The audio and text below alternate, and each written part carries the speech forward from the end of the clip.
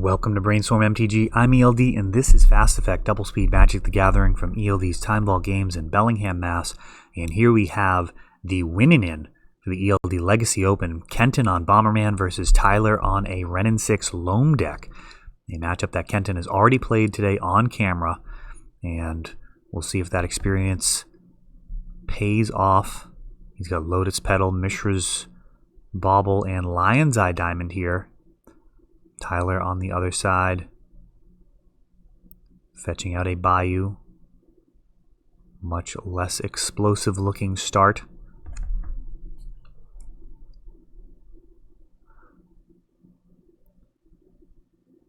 A basic forest go. This looks like an Abrupt Decay could be fired off, but what to hit? Karn at 4 mana. Just not going to be a valid target. And he ticks up, finding some cards.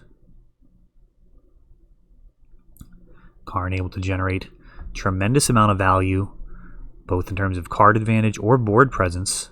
We've already seen that. And now Vindicate, the 3 mana catch-all, doing its job, grabbing a card that can often be difficult to answer. And we do actually see the Abrupt Decay in Tyler's hand. An ideal answer for many, many cards in the format, but there are a bunch of cards that it does not hit. And that is really part of the selling point of those cards. Things like Jace the Mind Sculptor, Karn, and now Karn the Great Creator we see. He is upticking.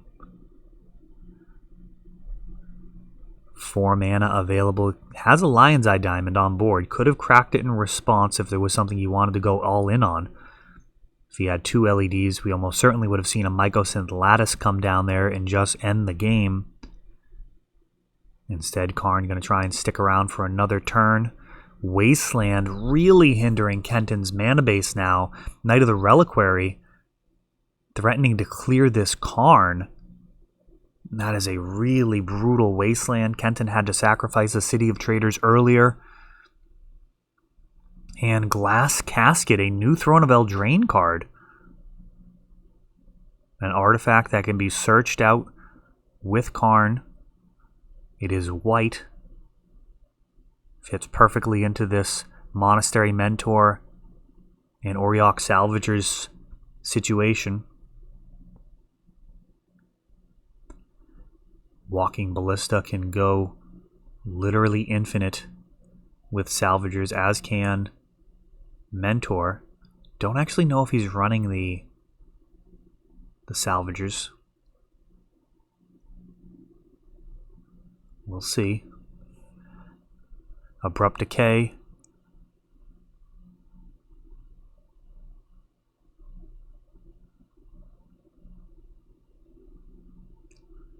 Karn.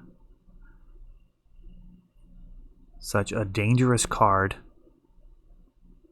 Knight of the Reliquary rotating out a tapped land, so Tyler using it for a little bit of mana acceleration here. What do we have? Punishing Fire, taking down Karn. And now a Sylvan Library. And it looks like a Bojuka Bog exiling the graveyard.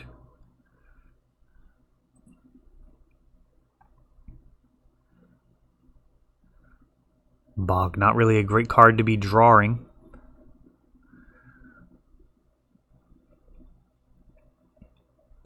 Kind of nice to keep that into the deck to grab at instant speed with Knight of the Reliquary. Again, City of Traders.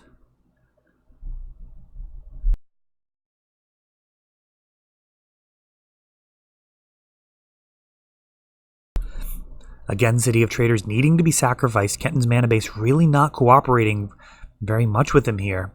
Could be a lot smoother. We have a Chalice at 2, and now Tyler firing back with a Chalice at 0.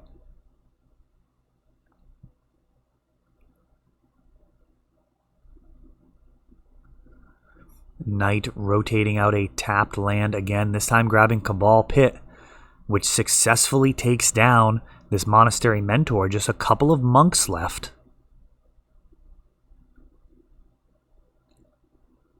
And Chalice at 0 going to kind of stop these potential cantrip artifacts from drawing more and more.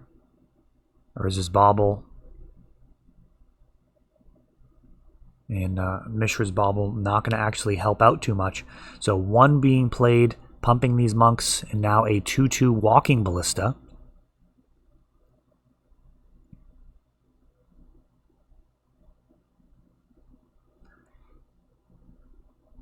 Very, very close game here. He could put a counter on this Ballista during the end step, so I don't know if Tyler can afford to swing here. He also can't afford to sit around forever. Eventually this Walking Ballista will get way too big for him, so very tense situation here.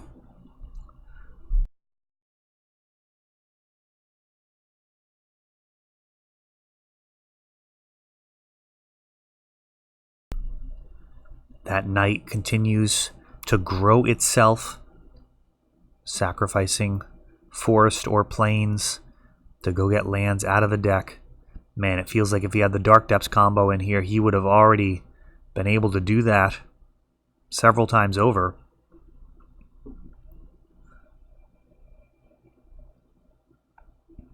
There's a Punishing Fire in the graveyard being stopped by this Chalice at 2. Abrupt Decay takes it out. And Punishing Fire now takes down this Walking Ballista. It pings in response. But this is getting very grim.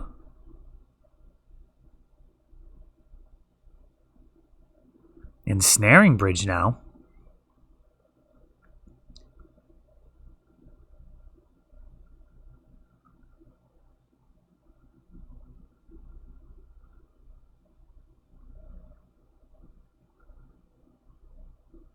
Life from the Loam.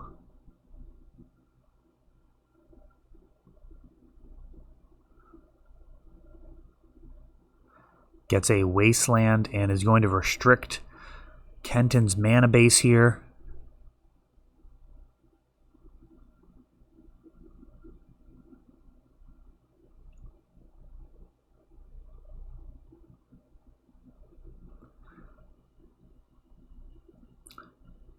Monastery Mentor gets a Lotus Petal.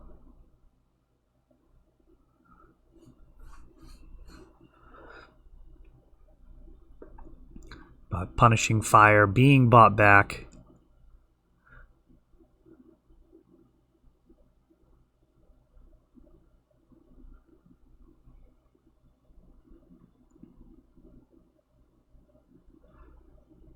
Cabal Pit added to the mix. Punishing Fire taking down Monastery Mentor.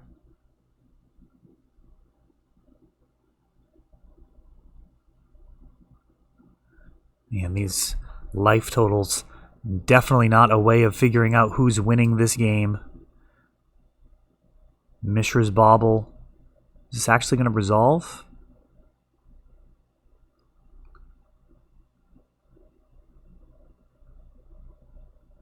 Oh, he lets it resolve. So was thinking about responding to the trigger, but forgot about his own Chalice here. Now Scavenging Ooze. And this guy threatens to gain a bunch of life.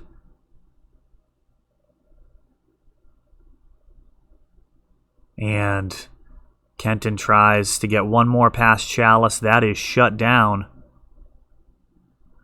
And we are going on to game 2 here.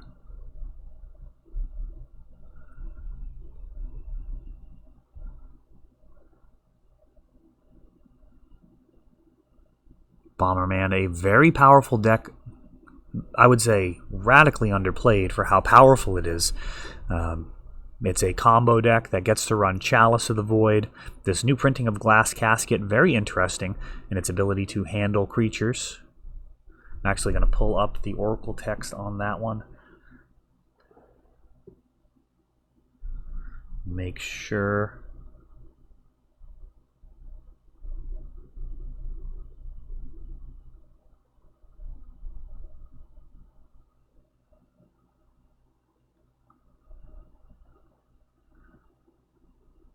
Converted mana costs 3 or less. Which is really a great deal of the format. I mean, obviously not going to hit True Name Nemesis, but what does? Very few cards are able to deal with that merfolk, but Gurmag Angler gets outside of that.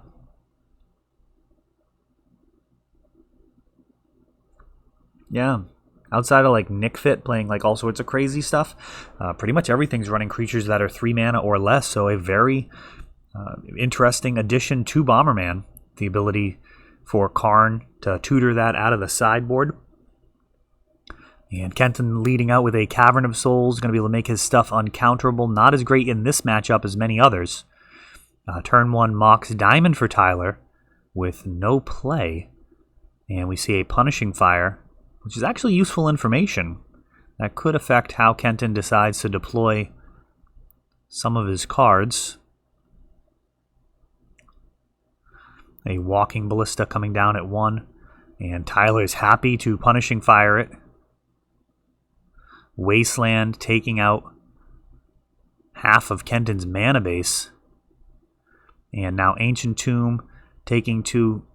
Going to get a extra token out of that. And another Punishing Fire takes down the Mentor in response to the trigger.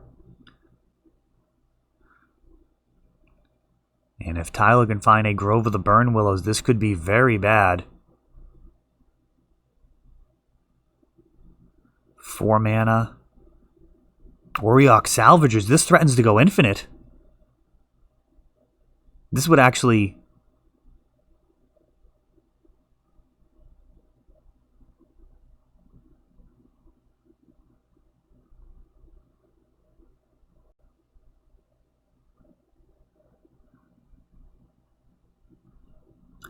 I'm not actually sure what I just witnessed there. Abrupt Decay targeted the Monk token. Oh, I see. Okay. So the Abrupt Decay was just targeting the Monk token. The Lion's Eye Diamond was able to be recurred with the Auriok Salvagers uninterrupted. Of course, Abrupt Decay cannot take down the forecasting cost creature, and the Walking Ballista in the graveyard able to get brought back and then cast with infinite mana. So Kenton in a very quick match, Auriok Salvagers finally showing its face and immediately wrapping things up. Tyler saving himself a lethal attack from the Monk token. Even without the Walking Ballista, that would have been able to be infinite damage just from recurring the Lion's Eye Diamond over and over and over and over again. So, into game number 3 here. Tournament life on the line. It's the final round before the top 8. The winning in.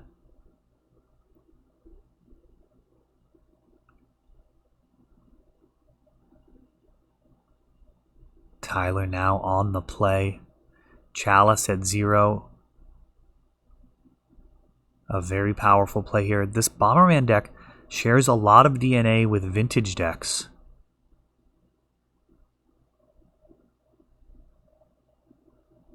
These 0 casting cost artifacts really making a huge difference in the way that it plays out. You're not talking about just following a typical mana curve. You have to be able to anticipate just crazy starts and explosive plays.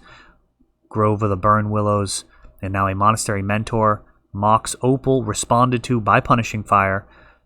Monk token has found the board, but will it stick around for long? This Grove of the Burn Willows, a threat to bring back that Punishing Fire later on. For now, however, a Knight of the Reliquary has a 2/2. No land in the graveyard as of yet. And we see Kenton with some real bombs in his hand here. Another Mentor, Karn. Let's see what route he decides to go. Karn, the Great Creator.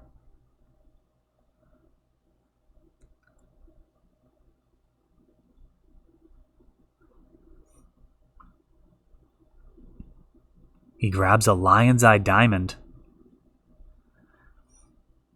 And that could be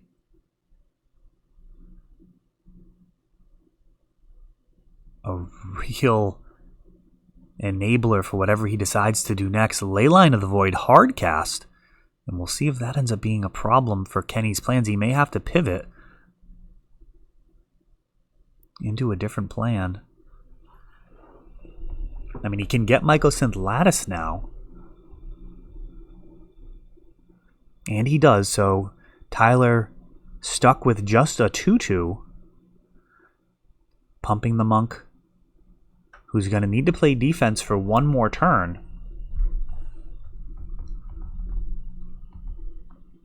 And then Kenny's going to need something to keep a Karn the Great Creator on board. Otherwise, that Mycosynth Lattice really not doing much. It is a combo for sure. You have to have the two of them. Otherwise, Mycosynth, borderline useless. Tyler thinking about some options here. Let's see what he's... So he's going to crop rotation. Using the Knight of the Reliquary. Sacrificing a Plains or Forest to get any land out of his deck.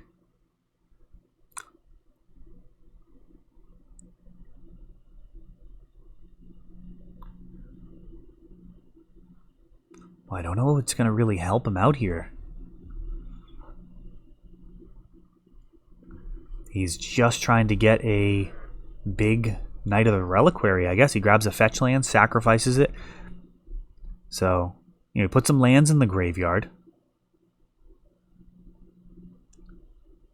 And he doesn't swing.